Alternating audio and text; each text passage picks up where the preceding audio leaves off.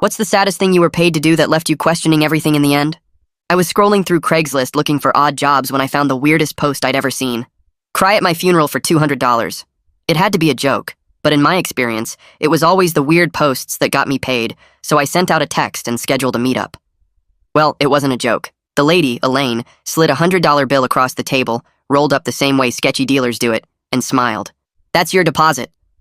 The other 100 comes after you ugly cry at my funeral in about 6 weeks. I sat there still completely lost. Elaine was still in her 30s and honestly really healthy looking, if not a little exhausted around the eyes. Your funeral in 6 weeks? I asked. She nodded. Yes, the doctors gave me between 4 to 6 weeks before pancreatic cancer cuts my life short. I know it sounds morbid, but I have no family left to mourn me. And my friends are too shallow to care. I just want to go out knowing at least one person is willing to cry for me when I'm gone. I couldn't say no. I felt terrible. I can cry. I'm really good at crying, I reassured her. Elaine giggled at my enthusiasm. You can't just show up and cry about nothing, she said. You need to know me, have specific memories to sob about. So for a few hours this weekend, I'd meet her and just hang out, taking pictures and videos together like we'd been friends for years. This is me at camp, she said, pointing to a scrawny kid with braces. My parents put me here hoping I'd learn to swim, but it only made me more terrified of the water. She handed me more stacks of old photo albums, introduced me to each person like I was an open diary, and it was weirdly peaceful getting to hear her life story. She pulled out a dusty binder at the next hangout and grinned. This is my literal bucket list. The first few pages were filled with adventures I never would have expected from her. Cave exploration, deep sea diving, pictures in front of the Egyptian pyramid. You're amazing, I told her. She gave a sad smile. Kinda sad that all those adventures end here. Anyway, let's not wallow in sadness. I have something you need to learn from me. She pulled out her phone and opened up Spotify. This is for the funeral playlist. My best friend in the whole world should at least know my favorite songs. She grinned at me. She placed her camera on and held out her hand when Endless Love started playing. Let's dance. We swayed in her tiny apartment, her head against my chest. The smell of her cinnamon shampoo filled my head. Can I tell you something? She asked softly. I act all happy like this, but I'm terrified. She buried her face in my shirt, tears staining it lightly. For what it's worth, I think you're brave. And I'm glad I can call you a friend, I whispered back, and I meant it. We spent the next few weekends trying to fill up a small photo album, going to restaurants, local concerts, and events together. Things that I never really cared about just felt so right when it was done with her. But she was getting weaker, losing weight, moving slower, wincing whenever she thought I wasn't looking. Our hangouts moved from her living room to her bedroom, just sitting there by her bed watching movies with her head on my shoulder, talking and taking pictures together for the funeral before she needed to rest again. It was heartbreaking watching someone so full of life slowly lose it all. One night, after a particularly bad day, she turned to me and said, I wish we'd met in my healthy years. We could have had something real. When I leaned in to kiss her, she turned her face. Please, don't fall for a dying woman, she whispered. It's the worst investment you'll ever make. And it'll only make me feel even more helpless. I should have done it anyway. That next morning, I received a call from her lawyer informing me that Elaine had passed in her sleep with the funeral set in 2 days. I thought I was ready, but the news of her passing hurt more than anything I'd ever experienced. I showed up at the funeral home in my only suit. The funeral director handed me a program with one of our selfies on the cover. Elaine had listed me as her dearest friend in the obituary. The tears that came were real. I sobbed through the entire eulogy, talking about all her adventures, the dancing, the other memories we'd made. But I shouldn't have cried for her, because months later inside one of the restaurants she loved, I spotted her in the corner of the room. I wasn't even sure if it was her at first. She was blonde now instead of brunette, healthy instead of sick. But from her sweet laughter and charming smile, I knew it was her. Our eyes met across the room. My fork stops halfway to my mouth and clatters back onto the plate. She looks away fast, but I already saw the panic flash across her face. My hands start shaking, so I grip the edge of the table to steady myself. She's blonde now instead of brown, wearing a nice dress that probably cost more than my rent, laughing with some guy in a suit like she doesn't have a care in the world. But I know that laugh. I know the way she tilts her head when she smiles. That's Elaine. The same Elaine who died 3 months ago. The same Elaine I cried over at her funeral. I remember the first time I met her, sitting in that coffee shop 6 weeks before everything went wrong. She slid a rolled-up $100 bill across the table between us and smiled like we were making some kind of drug deal. She told me she had maybe 4 to 6 weeks left because pancreatic cancer was eating her alive. She said she had no family, no real friends, nobody who would cry when she was gone. I felt so bad for her that I took the job without even thinking twice about how weird it was. She made me promise to really cry, to make it look real, and she said I needed to know her story first, so I'd have actual memories to be sad about. So we spent weekends together after that. She showed me thick photo albums with pictures of her as a kid at summer camp. told me about how her parents wanted her to learn swimming, but the water scared her too much. She pulled out this old binder with her bucket list inside, and I got to see all the amazing things she'd done. Cave trips and ocean dives and standing in front of pyramids in Egypt. I told her she was amazing, and she just gave me this sad smile like none of it mattered anymore. Then she played music on her phone and asked me to dance with her right there in her tiny apartment. We swayed together while some old love song played, and she put her head against my chest. Her hair smelled like cinnamon. She told me she was scared even though she acted happy. She cried a little, and I felt the tears soak through my shirt. I told her I was glad to call her a friend, and I meant every word. We went to restaurants and concerts together over the next few weeks. We took so many pictures for the funeral slideshow, but she started getting weaker. She lost weight. She moved slower. She'd wince when she thought I wasn't watching. Pretty soon, our hangouts moved from her couch to her bedroom because she was too tired to do much else. We'd just watch movies with her head on my shoulder and take more pictures before she needed to rest. One night, she told me she wished we'd met when she was healthy. She said we could have had something real. I tried to kiss her, but she turned away. She told me not to fall for a dying woman because it was the worst choice I could make, and it would just make her feel worse. The next morning, I got a call from someone who said they were her lawyer. The voice told me Elaine had died in her sleep. The funeral was in 2 days. I couldn't believe it. The news hurt worse than anything I'd felt before. I showed up to the funeral home wearing my only suit. The funeral guy handed me a program with one of our selfies printed on the cover. The obituary listed me as her dearest friend. I cried real tears during the whole thing. I gave this eulogy talking about her adventures and the dancing and all our memories together. I thought I was doing something good for someone who died alone and scared. But now I'm staring at her across this restaurant 3 months later. She's healthy and blonde and wearing expensive clothes. She's laughing like nothing ever happened. When she looks my way again, I push my chair back and stand up. My legs feel shaky, but I start walking toward her table anyway. I need answers. I need to know what the hell is going on. She sees me coming and her whole face goes white. She grabs her purse fast and says something quick to the guy sitting with her. Then she's up and moving toward the back of the restaurant. I push past other people eating their dinners, trying to keep up with her. Someone yells at me for bumping their table, but I don't care. By the time I get to the back exit and push through the door into the alley, she's already gone. I stand there in the dark alley behind the restaurant. My heart is pounding, so hard I can hear it in my ears. My hands won't stop shaking.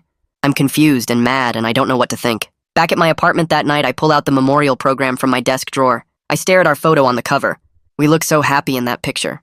I open my phone and scroll through all our old text messages. She thanked me for being willing to cry for her. She called me a good friend. She said she was grateful we met. Every single word feels like a lie now. I can't sleep, so I start going through everything trying to find clues I missed before. The lawyer who called never told me their name. I never got a callback number. The funeral home did everything, but I never actually saw a death certificate. When I tried to visit her apartment after the funeral to pick up some photos she'd promised me, the manager said the lease was under a different name. None of it makes sense. By the time morning light starts coming through my window, I've made up my mind. I need to find out the truth, but I'm not going to do anything stupid like confront her alone. I grab a notebook and start writing down concrete steps I can take. Contact the funeral home and ask questions. Check the vital records office for a death certificate. Talk to the police about what happened. Try to find out if anyone else got paid to show up at that memorial service. I make the list nice and clear so I know exactly what to do next. The next morning, I pull out my phone and search for the funeral home's number in my call history. My finger hovers over the screen for a second before I press dial. A woman answers, and I ask to speak with whoever handled the memorial service for Elaine 3 months ago. She puts me on hold and soft piano music plays in my ear. After about 2 minutes, a man picks up and introduces himself as Alan Bellamy. I tell him my name and explain that I attended the service, that I was listed as a close friend in the program. Then I tell him I saw Elaine alive at a restaurant last week. The line goes quiet for so long I think the call dropped. When Alan finally speaks, his voice sounds strained and uncomfortable. He says he needs to pull the file and asks me to hold again.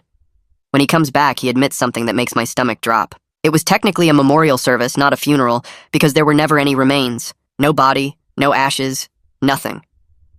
Alan sounds embarrassed as he explains that someone paid in cash for the venue rental, the programs, and basic coordination.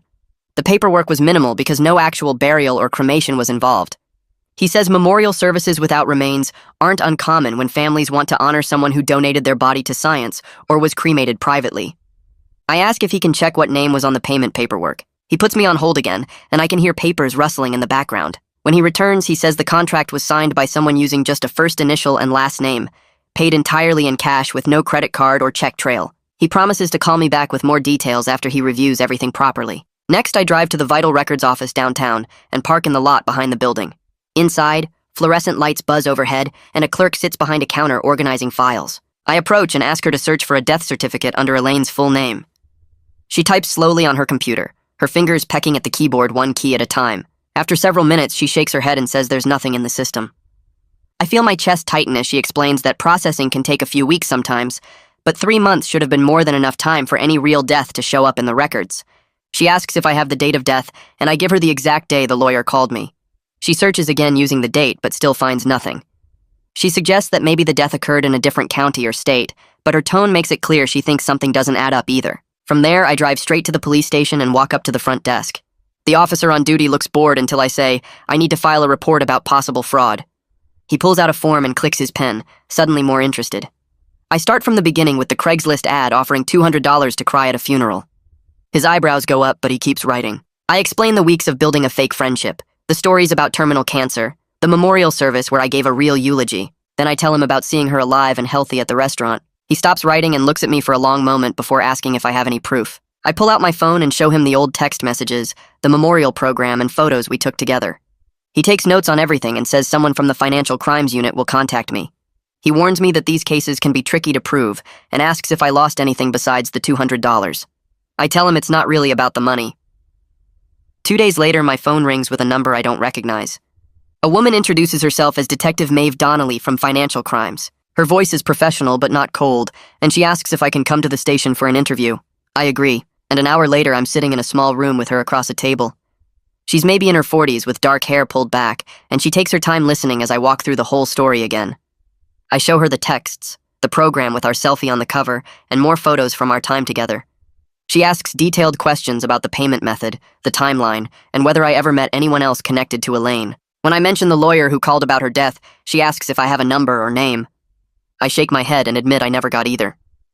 Detective Donnelly leans back in her chair and says this could potentially be theft by deception if Elaine took money under false circumstances. She explains that proving fraud requires showing intent to deceive and that someone suffered harm. She asks if I'm willing to cooperate with an investigation, and I say yes immediately. Detective Donnelly suggests I post carefully worded messages in local groups asking if anyone else attended the memorial service. I feel nervous about going public with this, but she explains that finding other victims would make the case much stronger. She helps me write a vague post that asks about the service without using Elaine's full name or making accusations. That evening, I sit on my couch staring at the draft message on my phone. Finally, I post it to 3 different community groups and then close the app because I can't stand watching for responses. Within hours, someone named Elias LeBlanc sends me a private message. He says he was paid $200 to pose as Elaine's cousin at the memorial. His message sounds angry and embarrassed at the same time. He asks if we can meet to compare notes and says he's been feeling sick about the whole thing since it happened. I screenshot his message and forward it to Detective Donnelly before I respond. She texts back quickly telling me to meet him in a public place and let her know when and where. I message Elias back and we agree to meet at a coffee shop the next afternoon. The next day, I arrive at the coffee shop 15 minutes early and grab a table near the window. When Elias walks in, I recognize him immediately from the service. He's tall with glasses and he spots me right away too. We shake hands awkwardly and he sits down across from me. He pulls out his phone without saying much and shows me text messages that look almost exactly like mine. Same instructions about crying convincingly, same rolled up $100 bill as a deposit, same promise of another $100 after the service.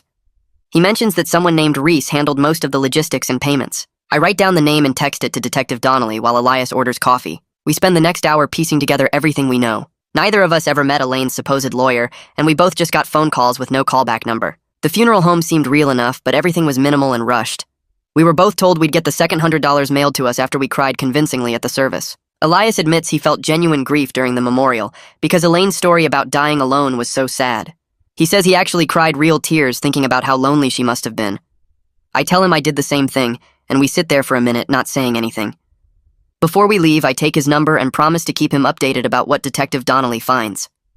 That night, back at my apartment, I pull out the memorial program again and study it under my desk lamp. I'm looking for anything I missed before, any small detail that might help. That's when I notice a tiny imprint code in the bottom corner of the back page. It's so small I almost need a magnifying glass to read it. The code includes what looks like a printer identifier and a location marker. I grab my phone and take several close-up photos of the code, making sure the numbers are clear. I create a new folder on my phone labeled Evidence and add the photos along with everything else I've collected. Then I text Detective Donnelly about the print shop code, and she responds that she'll look into it first thing in the morning. The next morning, I drive across town to the address printed on the tiny code at the bottom of the memorial program. The print shop sits between a dry cleaner and a tax office in a strip mall that's seen better days. Inside, the smell of ink and paper fills the small space. A man in his 50s looks up from behind the counter where he's sorting through order forms. I pull out my copy of the program and slide it across to him. He picks it up and studies the cover photo of me and Elaine together. I ask if he remembers printing these. Norman adjusts his glasses and nods slowly. He says someone came in about 3 months ago and paid cash for rush service on 200 copies. The order was picked up the day before the memorial. I feel my pulse quicken as I ask who placed the order. Norman walks over to a filing cabinet and pulls out a work order slip. He runs his finger down the page and stops at a name written in blue ink. Reese is what he tells me.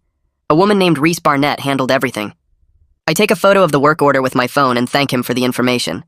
Norman mentions that his store has a security camera covering the counter area. He keeps the footage for about 6 months in case there are disputes about orders. I ask if he'd be willing to share that recording with the police. He says he'll cooperate fully with any official request and writes down the exact date and time Reese came in to pick up the programs. I leave the shop and sit in my car for a few minutes, processing what I learned.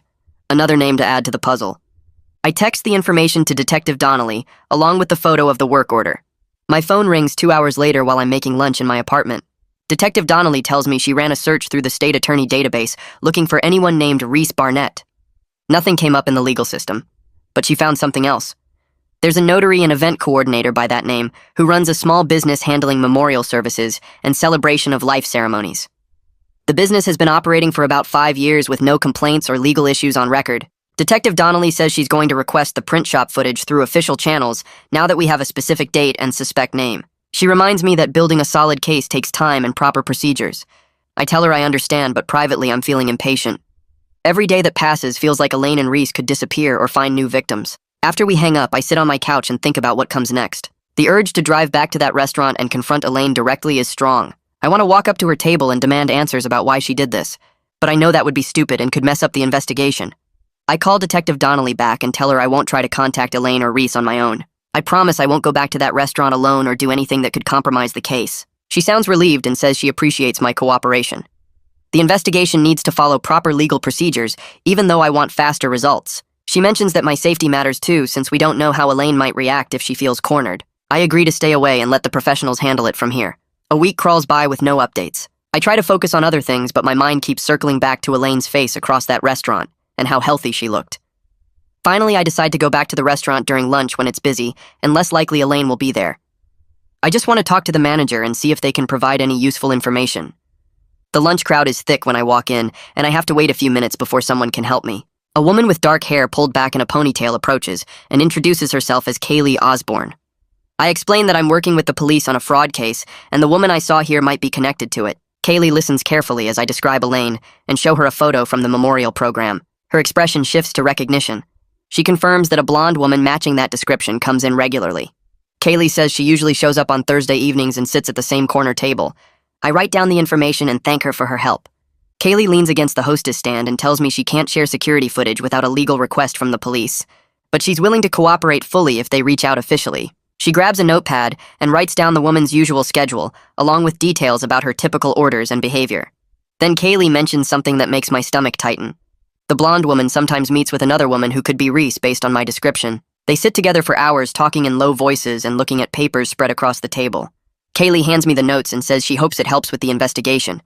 I leave the restaurant feeling like the pieces are starting to connect, but also aware of how much we still don't know. 3 days later, Detective Donnelly calls to say she got the subpoena for both the restaurant footage and the print shop recording. The legal process moved faster than expected because the print shop owner was so cooperative and the restaurant manager confirmed regular suspicious meetings. But she warns me that reviewing all the footage and building a solid case will take time. I need to be patient and trust the process. I tell her I'll wait, but inside I'm struggling with anger and shame. I keep thinking about how completely I believed Elaine's story, how I sat by her bed watching movies and thought I was helping someone face death with dignity, how I cried real tears at that memorial service while she was probably planning her next con. Detective Donnelly must hear something in my voice because she reminds me that being compassionate isn't a weakness. Elaine exploited that quality, but it doesn't make me stupid for having it. That night, I pull out a blank notebook and start writing everything down. Not for the investigation, but for myself. I need to process how someone could fake terminal illness and manipulate people's compassion so deliberately. I write about meeting Elaine at the coffee shop and how she slid that first $100 bill across the table. I describe the photo albums and her stories about summer camp and being afraid of water. I write about dancing to that song in her apartment with her head against my chest and the smell of cinnamon shampoo. I write about her tears soaking into my shirt when she said she was scared. Every memory feels tainted now, but I force myself to record them anyway. The betrayal cuts deeper than losing $200. She took something more valuable, my trust and genuine grief. I write until my hand cramps, and then I close the notebook and put it in my desk drawer. 2 weeks pass with no major updates from Detective Donnelly. She's reviewing footage and building the case file, but these things move slowly through official channels. I try to stay busy with other odd jobs from Craigslist, being more careful now about which posts I respond to. On a Thursday evening, I find myself walking past the restaurant around the time Kaylee mentioned Elaine usually shows up. I tell myself I'm just passing through the area, but I know that's not true. I slow down as I approach the windows and glance inside. My heart jumps when I spot her sitting at that corner table. She's wearing a blue sweater, and her blonde hair catches the light from the overhead fixtures. My hands shake as I pull out my phone and start recording a short video through the window. I'm trying to keep the camera steady and get a clear shot of her face when she suddenly looks up and sees me. Her expression goes from relaxed to shocked in an instant. Her face drains of color, and she stands up so fast her chair scrapes loudly across the floor. She grabs her purse and rushes toward the side exit without even looking back at whoever she was sitting with. I push through the restaurant's front door and run toward the side exit, but she's already outside by the time I get there. The parking lot is poorly lit, and I scan the rows of cars looking for movement. I spot her running between vehicles about 30 yards away. I follow her, but she reaches a dark sedan and jumps inside. The engine starts immediately, and she pulls out of the parking space with her tires squealing slightly. I keep recording as her car speeds toward the exit. I got about 15 seconds of clear footage showing her face and her panicked reaction to seeing me. The video quality isn't great because my hands were shaking, but her features are visible and her fear is obvious. I stand in the parking lot watching her taillights disappear down the street. My chest feels tight with a mix of anger and something else I can't quite name. I walk back to my car and sit in the driver's seat for several minutes before opening my phone. I send the video file to Detective Donnelly with a message explaining what happened. Then I sit there feeling empty and angry and wondering how many other people Elaine has done this to. Detective Donnelly calls me back the next morning and tells me the video was exactly what she needed to push the restaurant footage request through faster channels. She sounds more energized than usual and says she'll have results within a few days instead of weeks. I spend those days checking my phone constantly and trying to focus on normal things like grocery shopping and laundry, but my mind keeps drifting back to Elaine's face in that parking lot. When Detective Donnelly finally calls again, she asks me to come down to the station to review what they found. I drive over immediately, and she leads me to a small conference room with a laptop set up on the table. She clicks through several video clips showing Elaine and Reese sitting together at that same corner table over multiple visits. In one clip, Reese slides a thick envelope across the table, and Elaine tucks it into her purse without opening it. Detective Donnelly pauses the video and looks at me. She explains that the case file is now officially open as a fraud investigation, and they're building a timeline of Elaine's activities over the past 6 months. I watch the footage again and feel this weird mix of anger and something else I can't quite name. Detective Donnelly suggests we go through what I know about Elaine's supposed illness to document all the red flags I missed. We sit there for over an hour while I describe how she claimed to have late-stage cancer, but was walking around normally, eating full meals at restaurants, never losing her hair, or showing any real signs of being sick. Detective Donnelly takes notes and points out that nothing I'm describing matches actual cancer progression. Real patients in late stages would be in constant pain, unable to keep food down, needing serious medical support. The whole thing was just an act designed to make me feel sorry for her and get emotionally invested in her fake story. I feel stupid for not questioning any of it at the time, but Detective Donnelly reminds me that con artists are professionals at manipulation. That night back at my apartment, I pull out my laptop and start going through all the photos Elaine showed me from her bucket list. I do reverse image searches on the travel pictures, and my stomach drops when several come back as stock images from travel websites. The cave exploration photo appears on a tourism site for New Mexico. The pyramid picture shows up on 3 different travel blogs. Some of the photos do seem genuine and personal, but she mixed real fragments of her life with complete lies to build a more believable fake identity. I save screenshots of all the stock images and their source websites, then email everything to Detective Donnelly. Around midnight, I'm scrolling through social media when I find the video someone posted of my eulogy from the memorial service.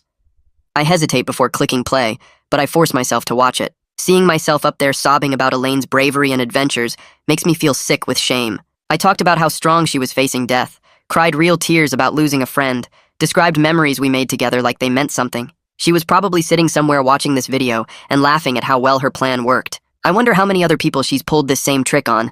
How many other eulogies exist somewhere with people crying over her fake deaths? The thought makes me so angry I have to close my laptop and walk away from it. Detective Donnelly calls 2 days later with an update about potential charges. She explains that prosecutors are looking at theft by deception and scheme to defraud, but they want to establish a pattern of behavior across multiple victims to build a stronger case. She's working to find other people who might have been targeted through similar posts or memorial services. I ask what happens if she can't find other victims, and Detective Donnelly says my case alone might be enough. but having multiple victims would make prosecution much easier. She tells me to be patient because these investigations take time. Alan from the funeral home calls me that afternoon and says he went through the file more carefully after our last conversation. He found receipts for prepaid cards that were used to pay for various services, and the contact number on those receipts matches the number Reese used when she contacted the print shop about the memorial programs. Alan sounds genuinely sorry about the whole situation and mentions his business is implementing better verification procedures for memorial services going forward. I thank him for looking into it and add the prepaid card information to my growing evidence file. Over the next week, I find myself driving past that coffee shop where I first spotted Elaine and Reese together. On the third day, I see them through the window sitting at a table near the back. I park down the street and grab my phone, then walk casually past the shop while holding my phone up like I'm texting. I snap several photos through the window showing them together, their faces clearly visible. They're leaning close and talking intensely about something. I note the time and location in my phone before walking back to my car. Detective Donnelly says this kind of documentation is helpful as long as I stay safe and don't engage directly with them. She reminds me that I'm a witness and victim, not an investigator, but she appreciates having the additional evidence. My phone buzzes with a text from an unknown number 3 days later. The message just says, "I'm sorry." I stare at those 2 words for several minutes trying to figure out if it's really from Elaine or some random wrong number. The area code matches the one she used before. I forward the text to Detective Donnelly immediately, and she calls me back within 10 minutes. She tells me not to respond yet because she wants to coordinate with the prosecutor's office about the best approach. I sit there holding my phone and feeling this pull to text back and demand answers. After about an hour, I can't take it anymore, and I send a reply asking if we can meet somewhere public. The response comes back almost immediately with just one word, "Okay." I text Detective Donnelly to let her know what I did, and she's not thrilled, but she understands. 2 days later, I'm sitting on a park bench near the downtown library, waiting to see if Elaine will actually show up. My hands are shaking, and I keep checking the time on my phone. At exactly 3:30, Elaine walks across the grass toward my bench. She looks different in daylight, older maybe, with dark circles under her eyes that makeup can't quite hide. She sits down on the far end of the bench, keeping space between us like she's worried I might grab her. I start to say something, but she's looking past me, staring at something over my shoulder. Her face goes pale and she stands up fast, almost knocking her purse off the bench. She walks away quickly without saying a word, cutting across the lawn toward the parking lot. I turn around and see an unmarked sedan pulling into the lot, the kind that screams police even without lights. I pull out my phone and start typing everything she said during our last conversation, every detail I can remember about her claiming loneliness and debt.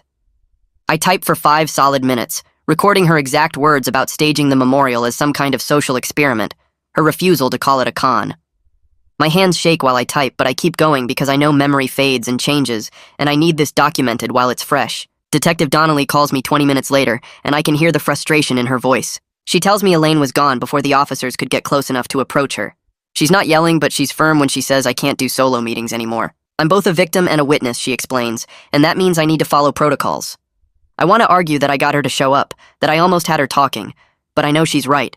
She's trying to protect the case and keep me safe even if I don't like being told what to do. She asks me to send her the notes I typed, and I do it right there on the call, forwarding everything to her email. The subpoena for the restaurant's security footage comes through about a week later. Detective Donnelly calls me to review what they found, and I drive down to the station to watch the recordings on her computer. The footage shows Elaine and Reese meeting at that same back table at least 6 times over 2 months. They lean close and pass envelopes back and forth, and in one clip, Reese slides what looks like a stack of photos across the table. But there's more. The footage also shows Elaine sitting with other people I don't recognize, different men and women who look sad or emotional during their conversations with her. Detective Donnelly pauses the video on one frame, showing a middle-aged guy wiping his eyes while Elaine holds his hand across the table. She tells me these could be additional victims, and the prosecutor wants to identify them. Kaylee provides receipts showing Elaine's payment pattern, always cash, always on Thursday evenings, going back almost 6 months. She also gives a statement saying she noticed Elaine meeting with different people each month, but thought it was just someone with a lot of friends going through hard times. A warrant for Reese's P.O. box gets executed, and the contents make everything click into place. There are sympathy cards from people I've never heard of, cards addressed to names that don't match Elaine. Small amounts of cash are tucked inside some of them, $20 here, $50 there, with handwritten notes about being sorry for their loss. There are unused gift cards from major retailers, still in their packaging and donation receipts made out to fake charity names. Detective Donnelly spreads everything out on a table and takes photos of each item. She explains that this wasn't just about my $200, or even about the handful of people paid to attend services. This was a larger operation targeting people's grief and sympathy, collecting small amounts from multiple sources that added up over time. The scope becomes clear when she counts up the cards and receipts, estimating at least 15 different memorial services over the past year. Reese gets brought in for questioning 2 days later, and I watch from the observation room while Detective Donnelly and another investigator talk to her. Reese sits there calm and professional, dressed like she's heading to a business meeting. She claims she's just an event coordinator who helps people plan memorial services and celebrations of life. She acts shocked when they mention the fake deaths and says she had no idea Elaine was deceiving anyone. She insists she was just providing a legitimate service, booking venues and printing programs for clients who paid her fee. Her lawyer, a sharp woman in a gray suit, blocks most of the important questions. Every time Detective Donnelly asks about specific payments or Elaine's claims about terminal illness, the lawyer cuts in and says her client can't comment on information provided by third parties. After 40 minutes, they have to let her go, though Detective Donnelly tells me they're building a case, and this was just the first interview. Elaine seems to vanish after our park meeting. I drive past the restaurant on Thursday evening and she's not there. Kaylee texts me that she hasn't seen her in 2 weeks. I check the coffee shop where I first spotted them together and it's empty. Her usual places go quiet like she knows we're watching. Then one morning about 3 weeks after the park, I find a handwritten note slipped under my apartment door. The paper is nice quality, cream-colored with no lines, and the handwriting is Elaine's. I recognize it from the photo album captions she showed me. The note says she's sorry, that she never wanted to hurt me specifically, that she knows what she did was wrong. She doesn't ask for forgiveness and doesn't make excuses. She just says she's sorry and signs it with her first name. I hold the note for a long time, reading it over and over, trying to figure out if it's genuine or just another manipulation. I sit at my kitchen table with the note in front of me, and I realize something important. What I really want isn't revenge. I don't even want to see Elaine punished harshly with maximum jail time or huge fines. What I want is to make sure she can't do this to other people. I want other lonely people to be protected from this kind of thing, from having their compassion and grief exploited for money.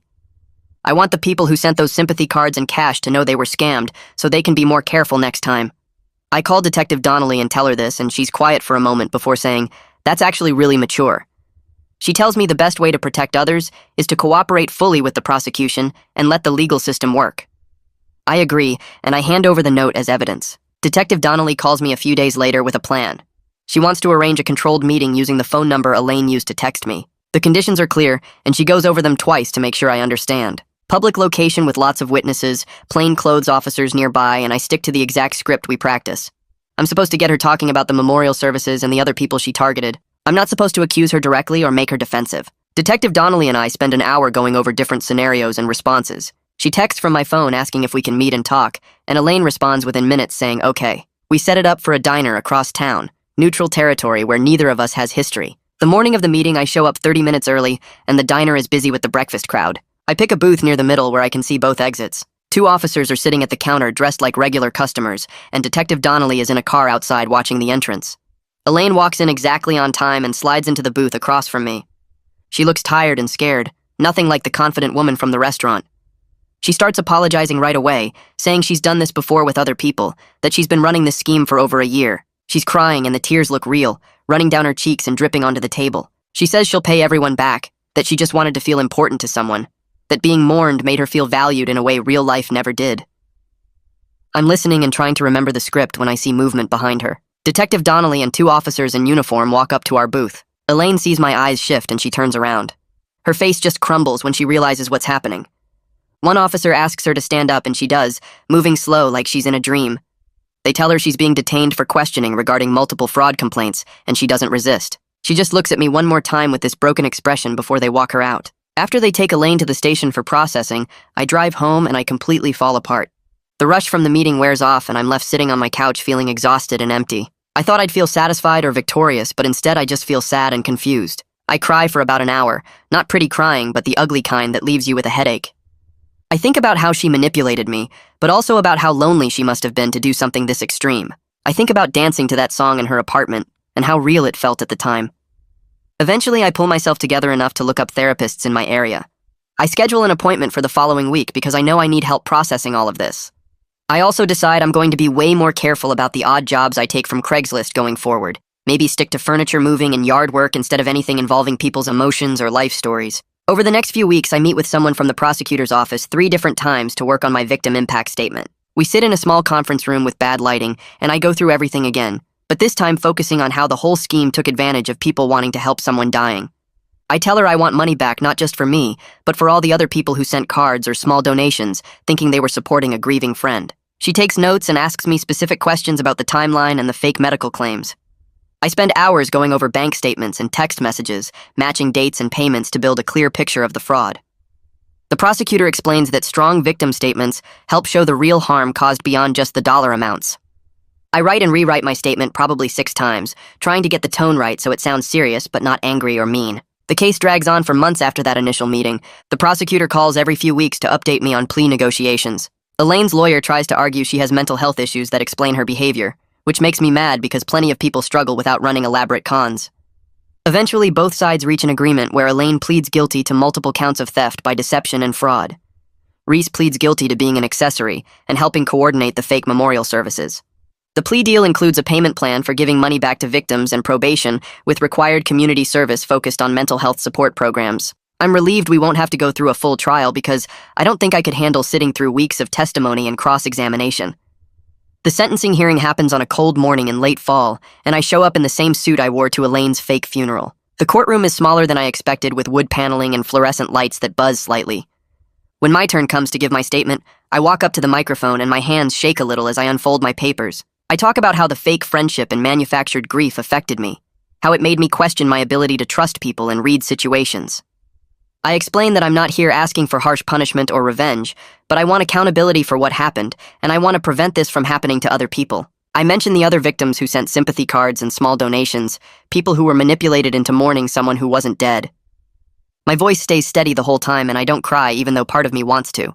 When I finish and sit back down, I feel drained but also relieved that I said what I needed to say. After the judge finishes with sentencing, Elaine gets 3 years probation and has to pay back everything she took plus penalties. As people start leaving the courtroom, a man in an expensive suit approaches me in the hallway. He introduces himself as Elaine's lawyer and says she wants to talk to me privately if I'm willing. I look at him for a second and then shake my head. I tell him I need to focus on my own healing now, and I've already said everything I needed to say in court. Setting that boundary feels important, and I walk away without looking back.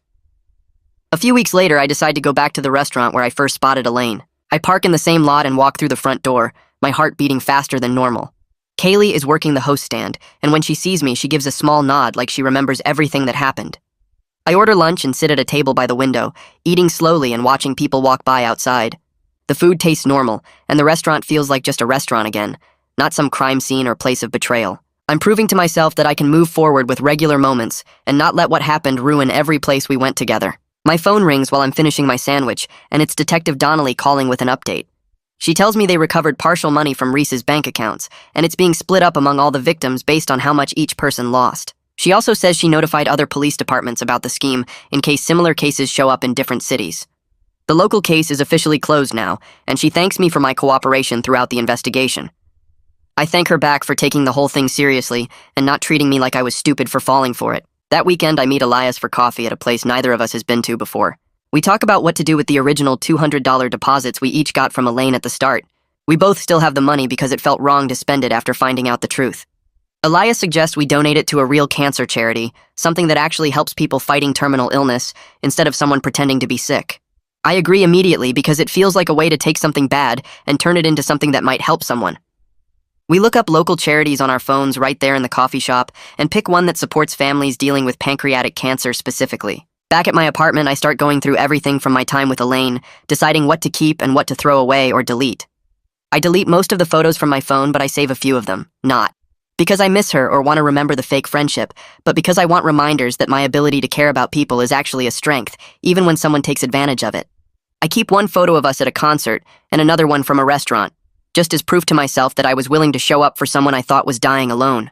A few days later, I get a call from someone at the community center downtown, asking if I'd be interested in a part-time position speaking to groups about scam awareness and emotional manipulation. Apparently, Detective Donnelly recommended me after seeing how I handled everything. I think about it for maybe 10 seconds before saying yes, because my experience might help other people spot warning signs before they get in too deep.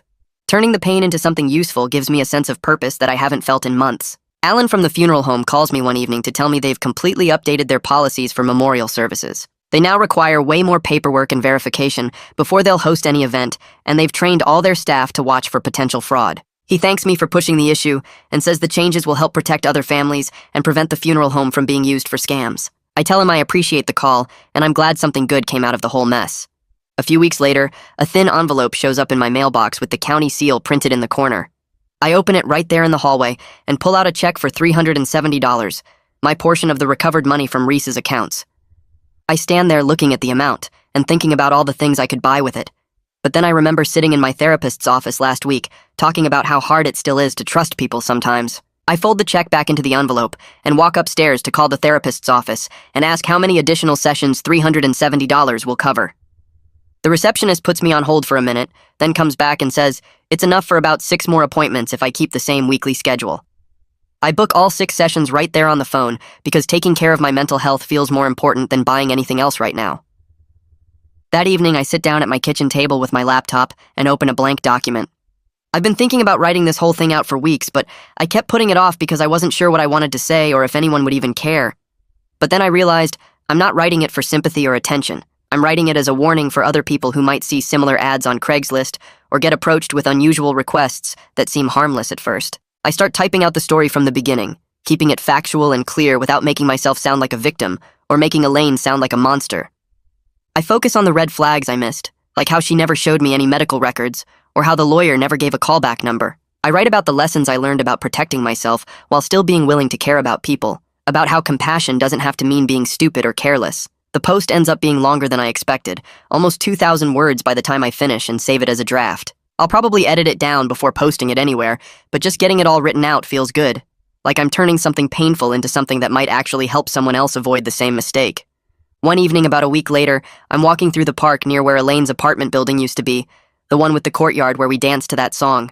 I pause for a moment near the bench where we sat and talked about her bucket list, remembering how real it all felt at the time, how convinced I was that she was dying and needed a friend. The memory doesn't hurt as much as it used to, but it's still there, still complicated. I stand there for maybe 30 seconds just looking at the empty courtyard, then I turn and keep walking toward home. The experience changed me in ways I'm still figuring out, but it doesn't define me and I'm okay with that complicated truth. And that's the wrap-up for today. I always try to tuck something useful inside these stories, even if it's small. Hopefully one line or moment stuck with you. Subscribe so you're ready for the next one.